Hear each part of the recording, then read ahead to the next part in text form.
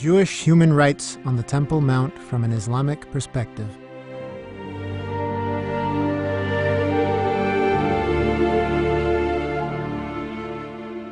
Various troubles are inflicted on devout Jews wishing to pray at the Temple Mount in Jerusalem. For example, that 15 devout Jews had to cover their mouths with their hands and pretend to be speaking on mobile phones in order to pray at the Temple Mount was an incident noted by the U.S. press.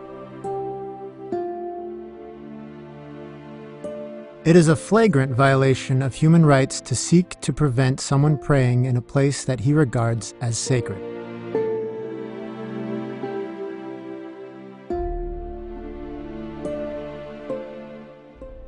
The Universal Declaration of Human Rights states that everyone has the right to freedom of belief, opinion, and religion, and that this freedom includes the right to pray.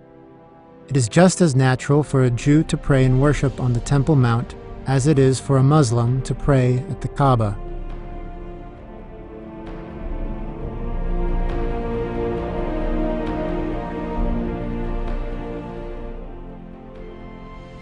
The allegation that Muslims are offended by non-Muslims worshiping on the Temple Mount, the supposed justification for the restriction on Jews' rights to pray there, has no Qur'anic basis. On the contrary, many verses of the Qur'an contain expressions praising the acts of worship of the people of the book, Jews, and Christians, in other words. For example, God says in the Qur'an, "I seek refuge with God from the accursed Satan." There is a community among the people of the book who are upright. They recite God's signs throughout the night, and they prostrate. They believe in God and the last day, and enjoin the right and forbid the wrong, and compete in doing good. They are among the righteous.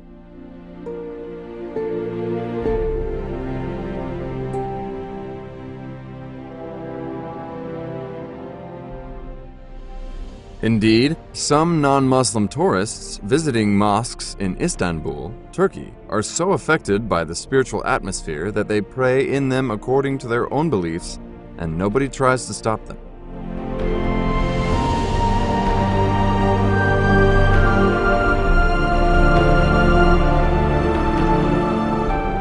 Therefore, for a Muslim, seeing Jews in those holy lands and witnessing them worshiping is a source of joy.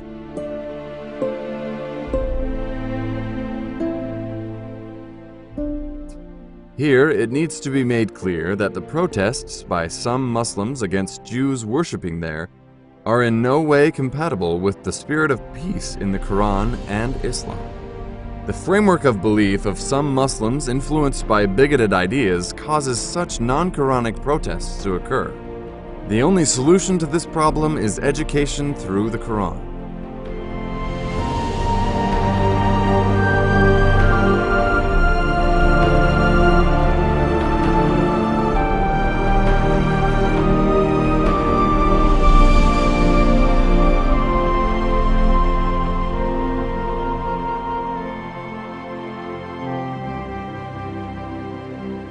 The way out of this impasse that prevents devout Jews from praying at the Temple Mount is love and reconciliation between Muslims and the people of the book, and the construction of the third temple on some empty land on the Temple Mount without damaging the existing Islamic sites there. The Temple of Solomon can be rebuilt, exactly as described in the Torah, on empty land on the northern end of the Temple Mount. This glorious place of worship can be opened with the participation of senior-level members of all three Abrahamic faiths to the sounds of bells, trumpets, and the call to prayer, and we can thus make Jerusalem a city of peace, in line with the Hebrew meaning of the name.